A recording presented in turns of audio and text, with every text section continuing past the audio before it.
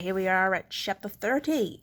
Will spun in the saddle, the bow coming up, arrow fully drawn, then for the second time hesitated. He had no real idea what he expected Malcolm to look like. If press, he would have summarized that sorcerers would be somehow larger than life, perhaps extremely tall and thin, or huge and grossly overweight. Certainly he would be dressed in a voluminous black robe, perhaps marked with obscure mystical symbols or whirling suns and moons, and of course he would wear a tall pointed hat that would take his overall height to nearly 3 meters. What he didn't expect was a small, thin person who was a few centimeters shorter than Will himself. He had wispy, thinny grey hair combed over a balding crown, a rather large nose and ears, and a slightly receding chin. His robe was a simple brown homespun habit, rather like a monk's, and he wore sandals on his feet, in spite of the wintry weather. But the biggest surprise of all was the eyes. A sorcerer's eyes should be dark and forbidding, full of mystery and anger and arcane danger. These were hazel, and there was an unmistakable light of humor in them. Confused, Will lowered the bow. "Who are you?" he asked. The small man shrugged. "I thought I was the one who should ask the question," he said mildly. "After all, this is my home." Xander, however, concerned about the rapidly deteriorating state of his master, was in no mood to bandy words. "Are you Malcolm?" he asked rudely. The small man inclined his head towards the secretary. His lips pursed a little as he considered the question. "I have been called that," he said, the light of humor disappearing from his eyes. "Then we need your help," Xander said. "My master has been poisoned." Malcolm's bushy eyebrows formed into a frown, and his voice took on a threatening tone. "You're begging help from the most feared sorcerer in these parts," he said. "You enter my realm, ignoring my warning signs, risk the anger of the dreadful night warrior who protects me, then demand my help." "If you're truly Malcolm, yes," Xander replied, uncowed by the threatening tone of the words. The sorcerer's eyebrows returned to their normal position, and he shook his head in some admiration. "Well, you certainly got some nerve about you," he said, in a lighter tone. "Perhaps we'd better take a look at Lord Ormond in that case." "You know who this is?" Will said, as the small man stepped towards Ormond, who was swaying unconsciously in his saddle, muttering wordless little sounds. Malcolm laughed bitterly. "Of course I do, Ranger," he said. Will shrugged his shoulders in defeat. So much for his careful disguise. First Ormond and now Malcolm had seen through it almost immediately. "How do you?" he began, but the sorcerer silenced him with a hand gesture. "Well, it's not exactly alchemy, is it?" he said crisply. "You've been nosing around my forest for the past couple of days. You ride the sort of horses rangers ride, you carry a bow, and you have that big sax knife at your side. I wager you have a throwing knife somewhere else on your person. Plus, that cloak of yours has the most disconcerting habit of blending into the background. What else could you be? A juggler?" Will opened his mouth to reply, but no words came. Xander, however, was less inclined to silence. "Please," he said, "my master could be dying while you two prattle on." Again Malcolm's eyebrows shot up. "A ranger and a sorcerer," he said in some wonder, "and he tells us we're prattling on. This is a bold fellow indeed." Yes, even as he said it, his keen eyes were scrutinizing Ormond's face. He stretched up to touch the castle lord, but couldn't quite reach. "Toba," he called, "leave the dog for a moment and get Lord Ormond down for me." The giant reluctantly rose from where he had continued to pet the dog and shambled towards Ormond's horse.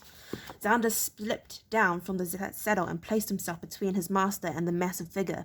Will, feeling the events were moving a little too quickly for him, dismounted as well. He exchanged a puzzled glance with the tug. The horse seemed to shrug. "How should I know?" the movement said.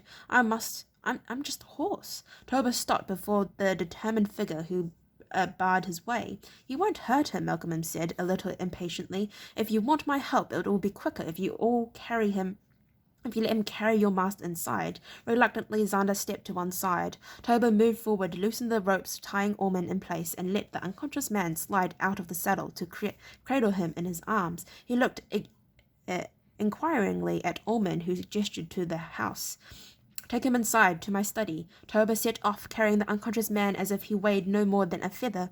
Xander trotted beside him, and Will and Malcolm followed. "Interesting, the way he reacted to your dog," the sorcerer said chattily. "Of course, he had a border shepherd as a child before the villagers drove him out. It was his only friend. I think it broke his poor heart when it died." "I see," said Will. It seemed the safety the safest reply he could come up with. Malcolm glanced sideways at him. So young, he thought, and so much responsibility. Unseen by the young ranger, he grinned to himself. He gestured to a bench on the veranda. "There's no need for you to come in while I examine Lord Ormond," he said. Will nodded and moved to the back bench. That's the bench. Xander, however, drew himself up as straight as he could. "I'm coming in," he said. His tone brooked no argument, and Malcolm shrugged. "As you wish, but you brought him here. After all, it's a little late to start worrying that I might harm him somehow." "I'm not worried about that," Xander said stiffly. "I'm just—" He trailed off. Malcolm waited expectantly, urging him to finish. When he didn't, the sorcerer finished for him. "Worried that I might harm him somehow?" Xander shrugged. It was exactly what he did think, but he realized it wasn't polite to say so when he was asking the sorcerer's help. "Just remember, I'll be watching you," he said awkwardly. His hands dropped to the dagger at his side, but he was all too obviously a man who was unaccustomed to using weapons. Malcolm smiled at him. "I'm sure your master would be proud of you. If I decide to do anything terrible to him, I'll have to turn you into a newt before I do so." Xander studied him suspiciously for a few seconds, then decided that he was probably joking. Probably. Without another word, he followed Malcolm inside. Will sat on the bench and leaned his back gratefully against the rough log walls of the house.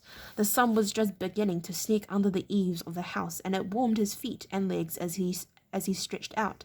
Suddenly he was exhausted. The rapidly moving events of the day, the escape from the castle, the search for Malcolm's lair, and the subsequent meeting with the sorcerer had kept adrenaline coursing through his system. Now that there was nothing further to do for the moment, he felt absolutely drained.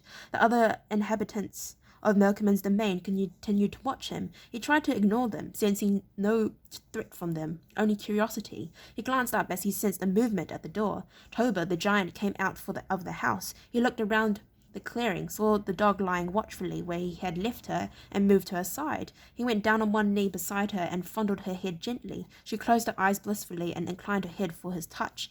"Dog," said Will, a little more sharply than he had intended. The dog's eyes opened, and she was instantly alert. Will pointed to the veranda beside him. "Come here," he said. She rose and shook herself, then began to lope slowly across the clearing towards him. He looked at Toba and saw the unmistakable sadness on the disfigured face. "Oh, all right," he told the dog. "Stay where you are." He saw the smile break out on the giant's face as the dog allowed herself to be petted once more. He shut his eyes wearily. He wondered what he was going to do about Alice. All right, I'd like to thank you very much for listening to read up to chapter 30. If you'd like to listen to me read chapter 31, then please stay posted, and hopefully I'll see you next time. Bye-bye.